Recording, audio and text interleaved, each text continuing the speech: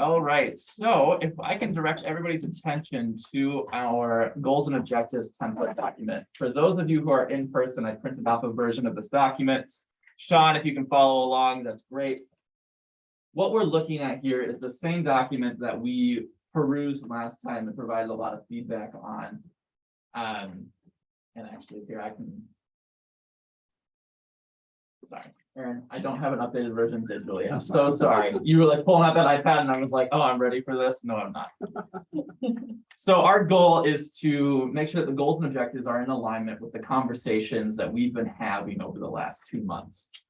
At our last meeting, we really felt that most of them were in alignment. We had some discussion about combining some of these elements and making sure that, you know, it was going to be a consistent document. And we had some additions, like, for example, focusing on infill in our historic districts. And then we also had really good conversation about how we can remove red tape and create opportunities for reinvestment in our historic districts. The emerging themes that we went through last time, everybody resonated with those. So those all felt really good for all of us.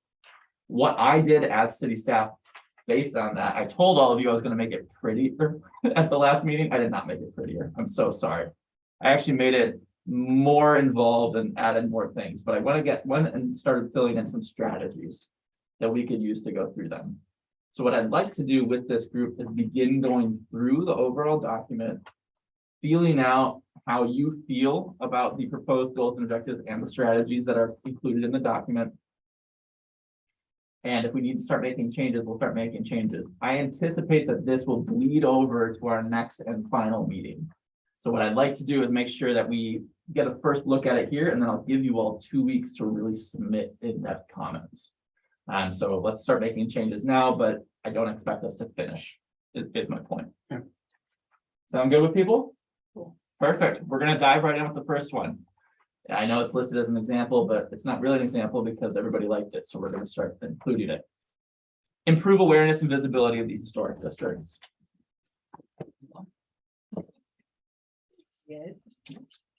We knew you were coming, but we touched on the door anyway. Sorry. All right, I abandoned you. That's all right. So, we don't know.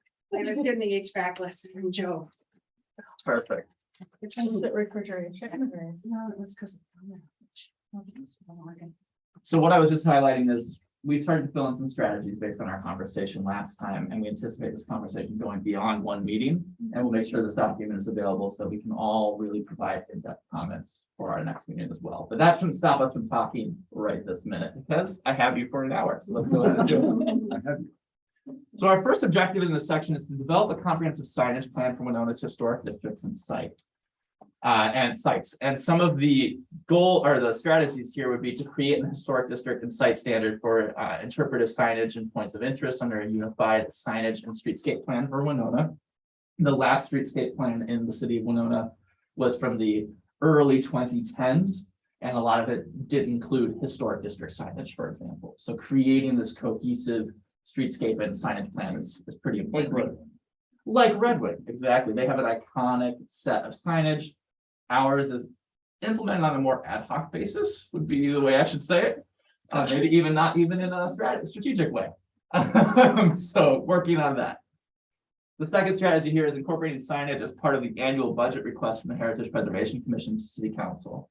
And this is something that Aaron actually touched on at our last meeting, is we don't necessarily target some of these non-eligibility and nomination projects for monies typically. Typically, we're focused on that. So this is really calling on the Winona Heritage Preservation Commission as a strategy to make sure that they're remembering to apply for those beautiful $500 copper signs that go up in front of buildings, for example. Or we actually have landmark signage, which nobody really knows where the design went, that used to go on all of our individually designated properties in town that we could re-implement. You ever ask Kathy Christensen? Kathy and I were just talking, but we did not talk about that. I mean, she was behind that. I should talk to her about that. Thank you. My first reaction looking at this today is, you know, the HBC gets a tiny budget. You know, should this come out of their budget or should it come out of the street budget? That's a much bigger budget than maybe. I like that. Otherwise, you're gonna get $500 a year. You're gonna get something done in 100 years. Well, and it sounds like it goes beyond an historic district, it goes to an overall interpretive signage, so it seemed like it might be across departments or. How does the HBC get more money? We incorporate signage as part of the annual city budget or something. From appropriate department budget. I'm gonna say appropriate department because some of that's in flux on who's actually gonna be responsible for signage. Is it park maintenance? Is it going to be the streets budget? Is it going to actually go to a commission with more robust funding, for example? Any other strategies that, do these resonate well? Do we feel like there's something else to add? All right. Create online story maps and GIS maps that can easily be shared digitally. We have partnering with the Winona County to create consistent GIS maps for historic properties in the city of Winona and the greater Winona area. I understand that Winona County Historical Society has already kind of got that ball rolling, so partnering on that, not reinventing the wheel, would be great. So why don't you add partner with Winona County Historical Society and maybe St. Mary's even, I don't know. I mean, they're the GIS folks, I think. True. I was just gonna say too, to beat into it. Add a few more partners in there.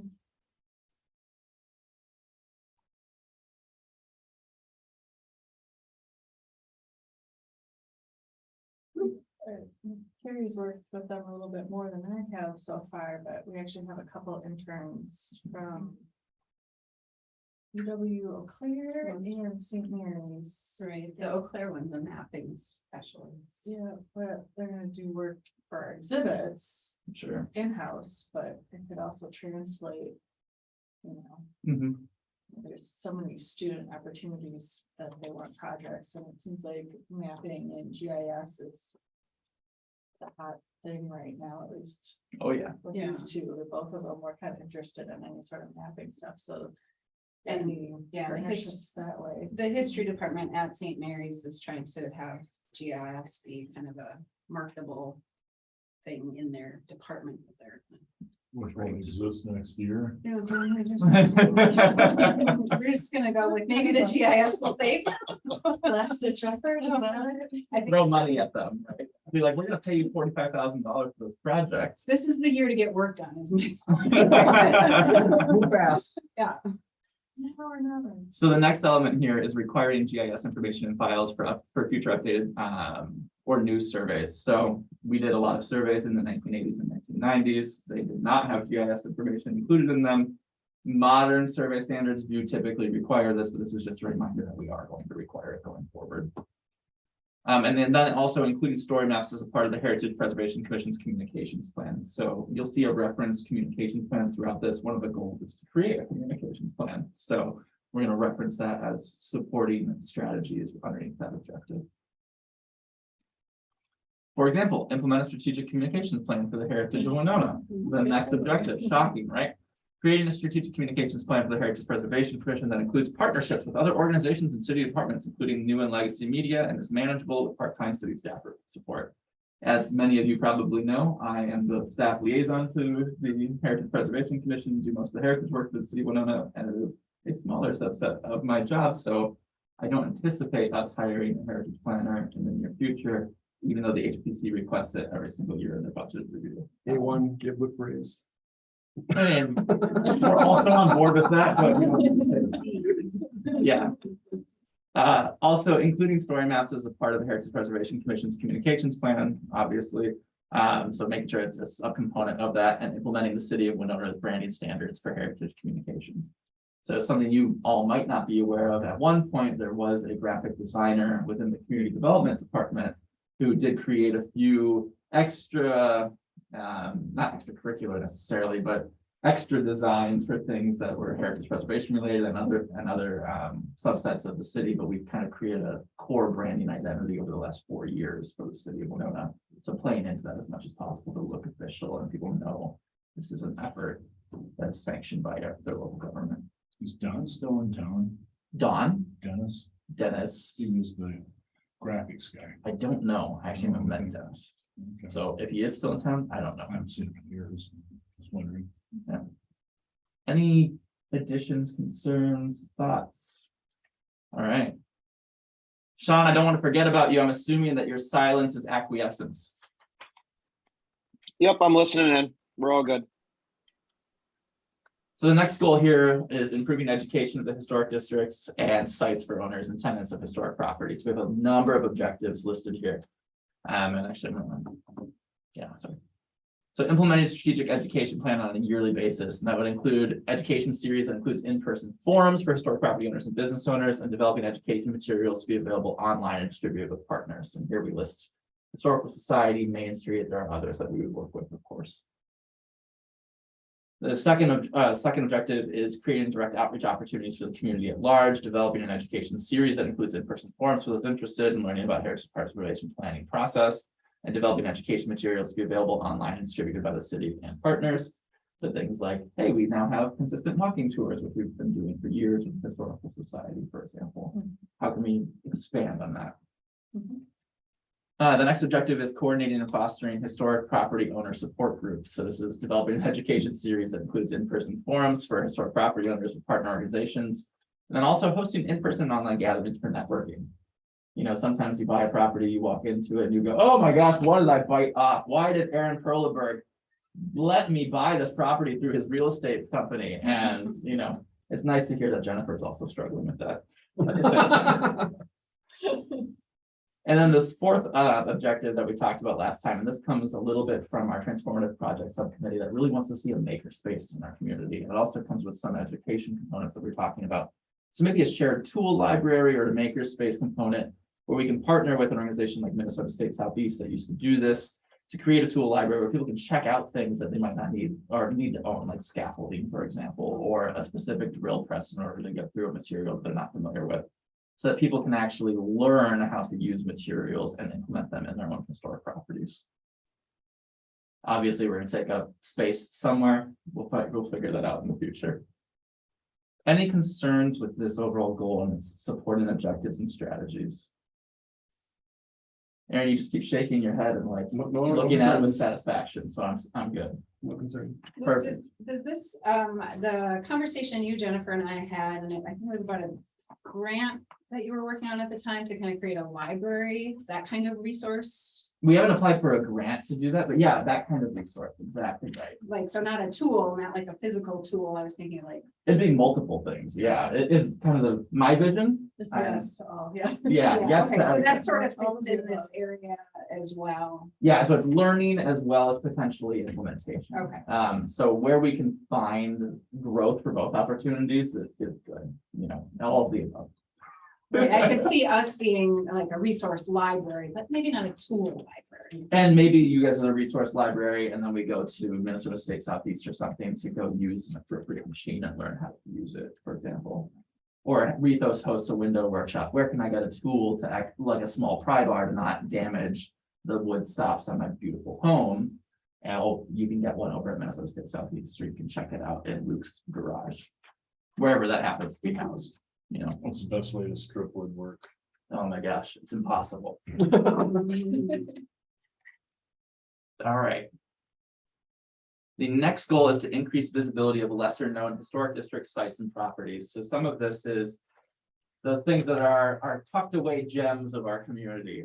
So we have working with strategic partners to generate new awareness campaigns on an annual basis. And this is directly partnering with established organizations celebrating Winona's diverse populations. So Dakota Unity Alliance, the Polish Museum, to really highlight some of these underrepresented groups that typically, and we all know this because historic preservation, we all are either tangentially or directly related to historic preservation, often has been focused on really rich old white people in the history of our communities. How do we work with partners who are already representing some of these communities that aren't going to necessarily typically fall under that umbrella? And then two, the second objective is developing and implement a comprehensive communications plan for the heritage of Winona. There's that communications plan again. And the strategy would be incorporated in underrepresented groups and populations, histories, and the documentation created in that. So let's hold ourselves accountable and stay right in the comprehensive plan. This is going to be important to us as a strategy. And the third objective, creating and implementing a campaign for the invisible history of Winona to tell the stories of buildings, events, and peoples from the past, partnering with the Historical Society and private building site owners. So here we have a strategy, it's on the next page, implementing the standards for signage and communications developed in the communications plan. There's that plan again. to show what used to be here and who used to be here throughout Winona. So as we create a cohesive streetscape and signage plan, let's try and talk to the past and create interpretive signage. That's really what it's getting at. Mark, do you have anything you wanted to add there? Well, you mentioned Dakota Unity Alliance and the Polish Museum. I wonder if project fine should be Yeah, identified sure. as well. Sure. Great point.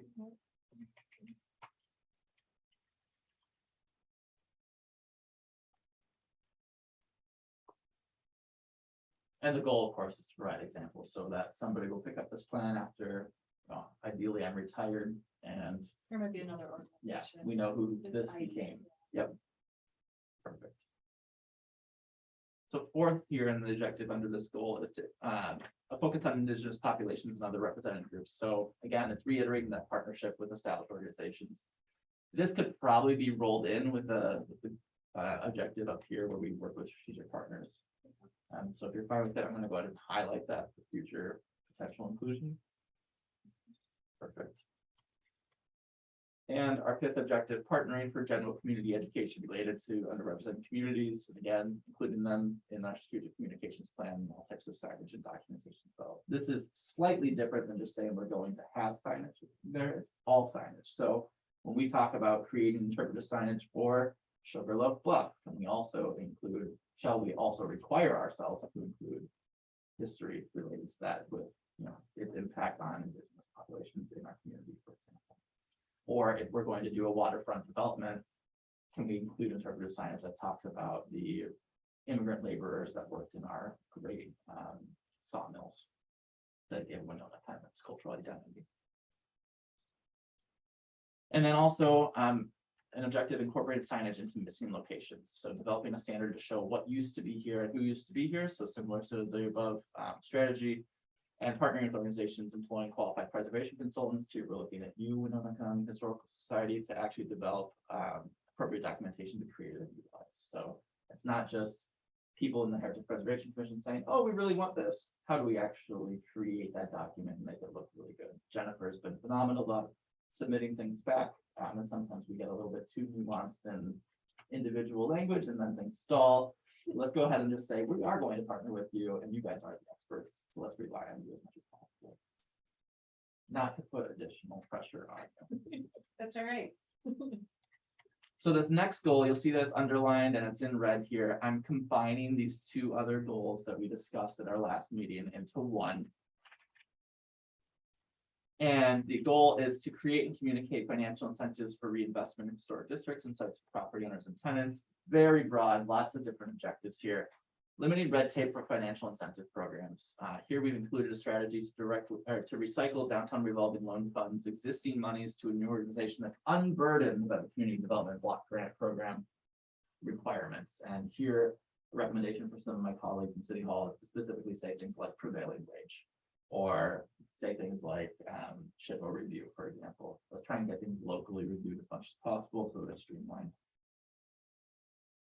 And two, creating a new local investment fund that can be accessed by the heritage properties for reinvestment unburdened by community development block grant requirements. Again, these are both recommendations that are going to be coming out of the financial incentives education and outreach plan as well. So it's good to reiterate them. Second objective is developing more local financial incentive programs with local funding and less federal or state oversight. So creating a new local investment fund that can be accessed, again, same as above. Creating local tax incentive programs for reinvestment in historic properties. That seemed to be pretty important in our conversation last time. And then creating or exploring a downtown reinvestment fund using new funding streams. And here I put, for example, a parking improvement district. So if we want to explore new funding streams that aren't going to be just through the general fund, for example, if we aren't going to get monies from the city council to do so, maybe our downtown historic property owners are going to say, hey, we can take 25 cents after 2 hours of free parking and reinvest it into downtown and reinvest it into our streetscape and our buildings improvements. We don't have to go with parking, but just suggesting. Our third objective, communicating the financial incentives that exist in a clearly understood, consistent manner. That's implementing our financial incentives education outreach plan and soliciting feedback on the ease of use and access on an annual basis. So again, let's actually listen to people. We don't currently do any solicited feedback because why would we? So it might be good for us to actually go forward and do that. Our fourth objective, preparing and implementing a financial incentives, education, and outreach plan for historic property owners and tenants. We talked about this one last time. We said, this is low hanging fruit because it's already in the works. So let's just go ahead and do it, right? Our strategies here would be to make sure that we are soliciting feedback specifically on that plan as well, and augmenting the financial incentives plan to make sure that it's going to work in concert and complement the strategic communications plan. So there are some elements of that financial incentives plan that are specifically outreach based. We want to make sure that those work in concert as much as possible so we don't have plans that are stuck in silos. Here I combined two of the objectives, again, because we were combining two of the goals to develop more locally responsive, context sensitive financial incentives that can be easily navigated and presented to property owners. I'm also recommending that maybe we just include that here in this objective. Say it's good, beautiful, thank you. Sean, you in agreement? I'm going to take that as a yes. Creating a direct outreach campaign to new historic property owners and tenants, and advocating for programs at the county, state, and local and federal level for incentives. These are almost standalone objectives. I'm just gonna apparently not remove that. Whatever. Anyway. Word. I think that this advocating, I didn't include an element here, but we could really say direct outreach to our individual state representatives, county representatives, et cetera, writing resolutions as required or as opportunities come forward, those types of strategies. So I can include those in the next draft of this. And similarly, this is quite literally following a future communications plan to do direct outreach to people. Is it mailings? Is it holding an annual forum? We've already discussed it in the other objectives. This was a big goal. I'm seeing some head nods. I'm seeing some overwhelmed looks like, Luke, this is way too much content for you to just talk through with us, but that's okay, so we're going to send it out to you for 2 more weeks of study. Any issues, concerns, thoughts so far? Perfect. Our next goal is to maintain certified local government status with updated historic surveys of Winona. This did generate a little bit more discussion from this group. So our first objective is to review and update the existing historic context studies of Winona. Developing a post-World War II context survey for Winona is a pretty important component if we don't have one. Developing a context survey for underrepresented peoples in Winona. A lot of cities are starting to do that. So specifically saying, hey, you know, do we have covenants that were restrictive of underrepresented, traditionally underrepresented groups? Do we have just glossed over their history in our existing context studies that were written in the 1990s? You know, can we make sure that we're actually directly doing that? And third, implementing updated historic surveys for Winona, either citywide or by subsection of the city. This generated some discussion among our Heritage Preservation Subcommittee. Should we do a citywide survey, or should it be regional or subsections of the city? Here, we're just recommending that we do it. Whatever it takes to maintain CLG status, we got to do it, is what I'm recommending. Perfect. I have two objectives here that I think that we should combine: creating and adopting new historic context studies of Winona for development post-World War II, and preparing updated surveys for Winona last done Signage standards. I think that those should all just kind of be under one here. Thoughts? All right, perfect. Our next goal is to nominate properties to the National Register of Historic Places and local designation on a consistent basis. That first objective is that the city of HPC shall maintain a list of priority projects and properties for designation. This is required for us to do through certified local government status. So we do it. And we're already doing it, but let's reiterate it in our comp plan. In the strategies, the Winona HPC shall review this list annually. Currently, there is not an annual review requirement, but we do an annual review. Let's go ahead and codify that in our comprehensive plan. What, so they're supposed to review them annually, right? What are they reviewing officially? It's already a list, it's already been designated. So what we've done, and we looked at this, I gotta pick the right meeting date here. I know you sent out a list, but I mean, is it just review that that list is being maintained structurally as we want it to? Yep, exactly right. Okay. So it's, No, that's fine. okay, you don't need to hold up. All right, whatever. So yeah, every year looking at it and saying, these are the priority projects that we view amongst all of our eligible properties, amongst all of our surveys that we've done. And to Mark's point from a while ago, he said, there's like 60 properties on here. Even if we did 2 a year, that's 30 years of work. Right. You know, so there's a lot, and that'll carry us through this comp plan, into the next comp plan, into the next comp plan. The work will probably never be done, because history is always being created, History never stops. Never stops. never stops. Job security. Job security for my friends in the history world. And secondly, we have that the Winona HPC shall submit this list in its budget request to city council. So there's no requirement right now that that list actually ever goes to city council. Again, we do this annually anyway, and we do include it just so they are aware, but this way we're codifying it within our comprehensive plan. Second objective is that the city should seek to develop 2 eligibility determinations or nominations on an annual basis through the subjects or through the priority projects list. This is your recommendation. You said 1 was not enough, Mark. And so we've upped it to 2. Oh, I know, 100% increase. And the Winona HPC shall submit those 2 projects annually in its budget request to the city council, and the Winona HPC shall apply for internal and external funding based on the priority projects list. As you are all likely aware, we use a lot of different grants in order to go through these processes, because we typically get matching funds from the city of Winona to pursue them. So if we're getting, for example, $2,000 next year to leverage $10,000 in grant funds. Maybe that'll flip flop at some point and we'll get $10,000 from the city council and we'll only need X amounts from the grant. I'm an optimist. That's a great idea. I was gonna say get 10 from the council and 40 from. You know, we did that one year. I think we did, you know, we had like a $16,000 grant and a $10,000 grant, a $12,000 grant, and we only had like 8,000 from the city. It was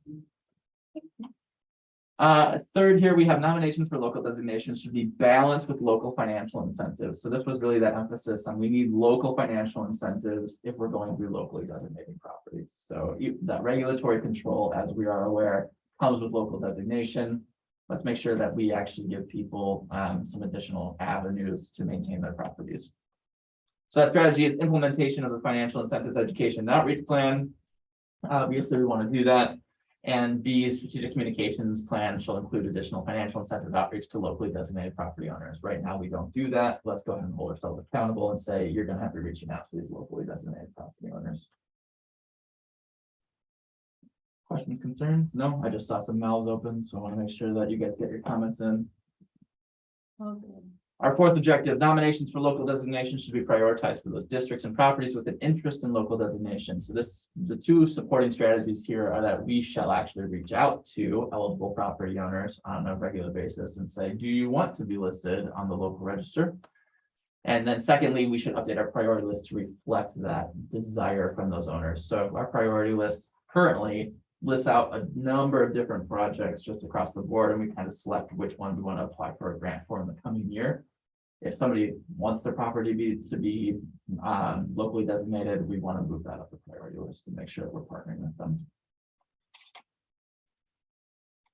We're moving into a goal that was added in our last session, encouraging infill in our downtown historic districts and other parts of the city. So let's get people, the best historic places are places that are used, right? We don't have historic places because our old buildings because they are old. We have old buildings because they are low.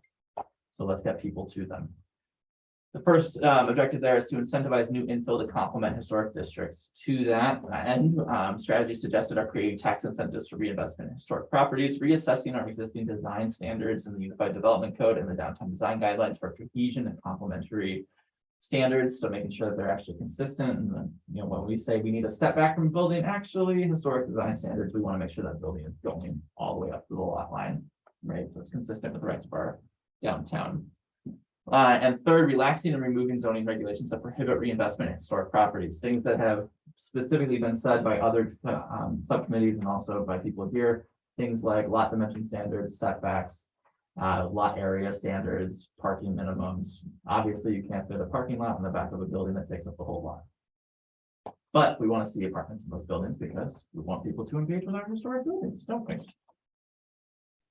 Second, explicitly calling out the exploring of tax incentives and new tax formats. Here we have listed land value tax, vacancy tax, tax breaks.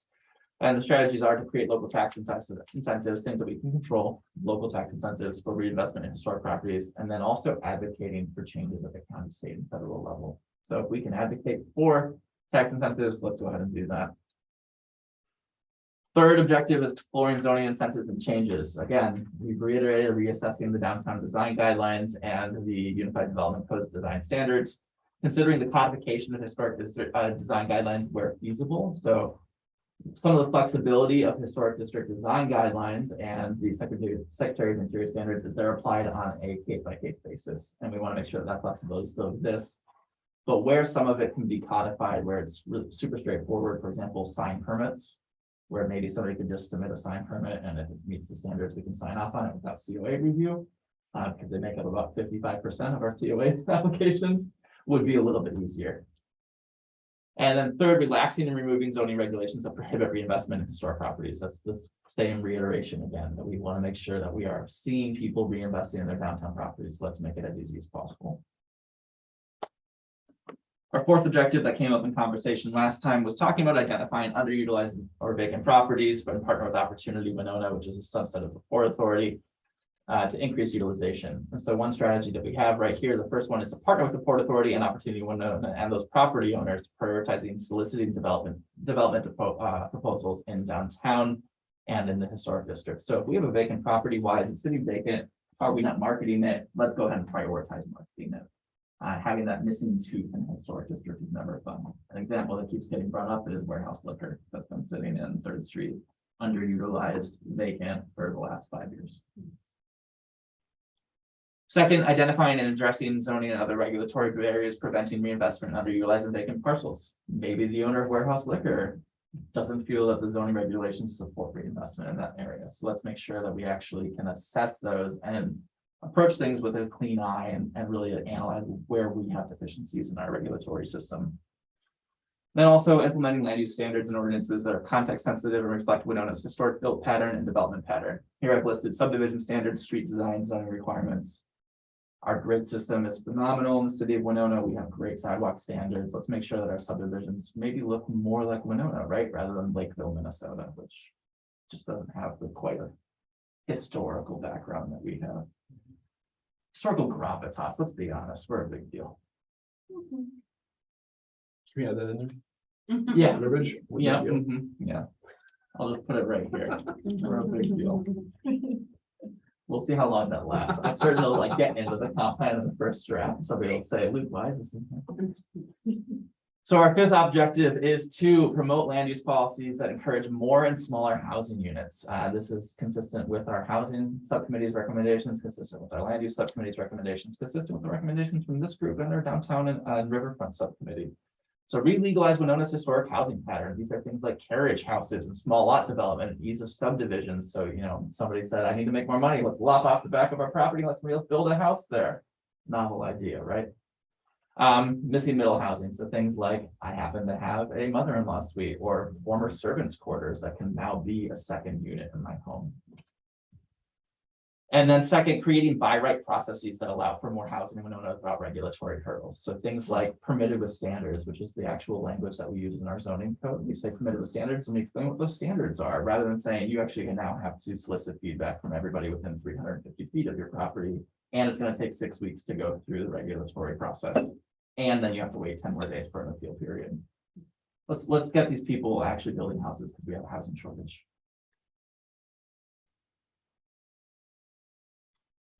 Our next goal is to directly notify and reach out to property owners who own eligible properties on an annual basis. We've already stated this as a sub-strategy and objective in other elements here for direct outreach, but let's make it an actual goal as well. Direct mail from the city to explain eligibility and steps for nomination. So we will actually reach out to eligible property owners through our strategic communications plan, because we will explain how we are going to do that, solicit interest.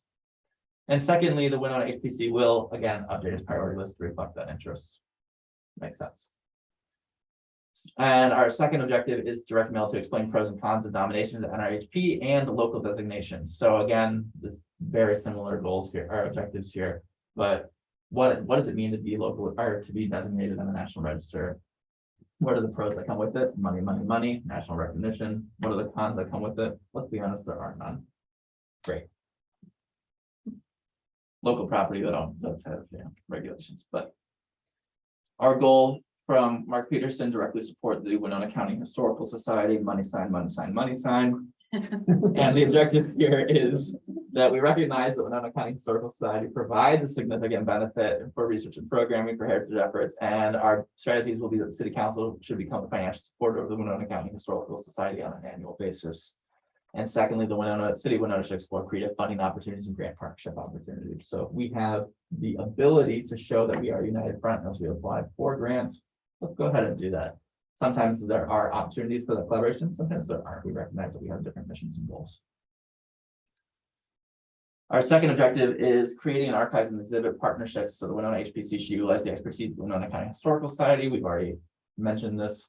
And then second strategy, the HPC and the WCHS should partner on consistent signage standards we have a typo. My apologies, everybody. In the city of Winona. So while we recognize that your mission goes beyond the city of Winona, we want to make sure that we're being as consistent where possible. If we're going to do those kind of monument signs that are beautiful and made out of metal, let's go ahead and do them. If it's going to look somewhat different, let's make sure that we're all consistent. And this third objective was mentioned by Jennifer at our last meeting, supporting the exhibit's strategic plan done in 2020. And I have no strategies for that because I have not looked at that plan. So at some point, maybe we should list out how we can support you on that, or maybe we just leave it as a standalone objective. Carrie, you have your finger on your mouth as if you're going. Well, I'm trying to think exactly. I think it goes back to funding. That Yeah, I think that was kind of the idea. Like one example coming up with any funding efforts for the band shell. So for example, funding that allotted for the band shell. Okay. Would there be a line item for an exhibit at the Historical Society that highlights the history of the band shell bands and whatnot? Maybe you could, Word that better. yeah, I'm just wondering, I mean, the society does so many different kinds of exhibits, some of which would be appropriate here, and maybe narrow that down to funding opportunities for specific exhibits related to, Yeah. city historic properties. I don't know, that's not the word probably. So we're going to spend X number of dollars rehabilitating the band shell. 700 of that, 1,000 of it should also go to an exhibit for the Historical Society to complement that. Or however much money you need. You say it's $50,000. Who am I to? Yeah. let's put that in there. Yeah. Put that in there. That'll work. Is there another strategy that would be supportive? I think, like Mark said, exhibits related to historic properties or it ties. Make it a little more specific, right? As much as we'd like you to fund all of Yeah. And could this also point to even this exhibits outside the museum itself and kind of harken back to that historical signage acting as kind of its own kind of exhibit in a sense too, with property owners wanting a little more of a hobby space or some funds and support. Yeah, how can I phrase I that? don't know either. Programming. Public programming. I mean, that's really kind of what it is. I think we're pushing it here a little bit. I think so, yeah, It might be. it could be added to that other point. The first one. Right, Yeah. kind of ties back up. We'll go ahead and I combine know, those. if you put too many provide fundings in there, I think it's gonna. Do you think the city jump out at council? somebody. Yeah, probably. We're no longer asking the historical society. Who put this thing on? Just going off the rails, this whole subcommittee. My goodness. There are too many of you from the historical society. I don't trust any of you. Shouldn't. All right. Good reason. And we can look at this more. Again, the goal will be for all of us to really reevaluate this again for the next 2 weeks. So our next goal is deconstruction should be encouraged rather than demolition. And our objectives are to salvage reusable and valuable building materials. Here I've put in, where does it go? Well, in our strategies, we can partner with statewide programs for deconstruction and future sale and reuse of historic building materials. Perfect. We can also partner with the Winona County Historical Society for salvage, reuse, and education if it is where appropriate. We're not saying everything needs to be reused, but if we're going to go in and we're going to take out iconography of stadium seats from maybe an auditorium that's being demolished, let's go ahead and include that in an education exhibit. The second objective is deconstruction is a green demolition step for older buildings. So requiring reuse of historic building materials where available. And for new construction and recently deconstructed historic sites as appropriate. So we already know that Secretary of Interior Standards don't want us to replicate old historic buildings, but hey, you know what? We might have beautiful wood floors. Let's go ahead and reuse them. You might have limestone that can be used as a walkway. I think about the Arts Alliance, and they reuse their original stone steps to put them in the landscaping in the building. And then encouraging distribution of historic assets through sales to the public where appropriate. We got asked this question a lot for our recent historic demolitions. Can the public buy any of this? Yeah, let's go ahead and work with people, make sure that that's a strategy to distribute these historic resources. And then reevaluate the demolition standards for the city of Winona, which bleeds right into the next objective, where the HPC shall review buildings older than 50 years for demolition permits versus deconstruction. So here we have strategies involving rewriting chapter 22.27 to require an eligibility determination for buildings older than 50 years that are proposed for demolition. This helps us get new information, new surveys and inventory forms for properties that we might not have recently surveyed. Rewriting chapter 22.27 to require deconstruction of properties determined to be eligible for local significance. So, hey, you want to demolish a building older than 50 years? Is it eligible? Yes, it is eligible. All right, we're actually going to work on deconstruction of some of these things. If it's not eligible, okay, let's go ahead and allow you to demolish it. And lastly, we have preventing demolition by neglect. And forgive me, I have not filled out strategies for this section yet. But the objectives that we have here are exploring ordinance changes to compel maintenance of buildings. So where does this actually go in our city code? We discussed last time, should it be in the Unified Development Code like the city of Raleigh, North Carolina, or should it be in our nuisance ordinance, which failed to get through city council last time? Secondly, incentivizing and maintaining of older buildings. You know, obviously we want to incentivize people reinvesting in their older buildings. And third, maintaining an existing building stock survey, analyzing the condition of eligible and designated properties. So this is something that a lot of communities do on you know, a 5-year basis. For example, you go through and you actually document this roof is on a 1 to 4 scale of condition. It's a 4, it's in great quality, it was replaced 2 years ago. But the facade limestone is beginning to crumble because somebody decided to damage it with a I don't know, with something, who knows, it was hit by a bulldozer. So therefore, we are going to mark it as a 1. And that way we can track over time how our building stock is still being maintained. That, my friends, is almost our whole document. This could be close to our final version. Everybody seems pretty satisfied with the way it's going. What I want to do, as I mentioned at the start of this meeting, is send this out to the full subcommittee and solicit additional feedback. Because this is a lot of information, multiple pages in one conversation. So we'll give you hopefully 2 weeks. So with that, we look forward 2 weeks to the end of August for our final meeting of this subcommittee. Would August 30th at 11:30 work for people? Tuesday the 30th? Tuesday, August 30th. Yeah. Good. We got head nods. Sean, are you still with us? Yep, I'm good with that. All right, we will plan on August 30th at 11:30, and I will distribute this. If you can't make that meeting or if something comes up, please just try and get me written comments, even if it is just, I appreciate what's been put together and I think it looks amazing. Also keep in mind that one of you will be tasked with advocating for this to our steering committee in the month of September. So if you feel like you are a good vocal spokesperson, you feel like you can string together multiple sentences while chewing gum, and you want to talk about heritage preservation, bring those thoughts and your ambition to the next meeting. All right, with that, I'll turn y'all loose. Thank you all for your But time. it's not 12:30. Thank you. You guys are experts. What? Thanks, John. See You just read really fast. Yeah, bye-bye. you later.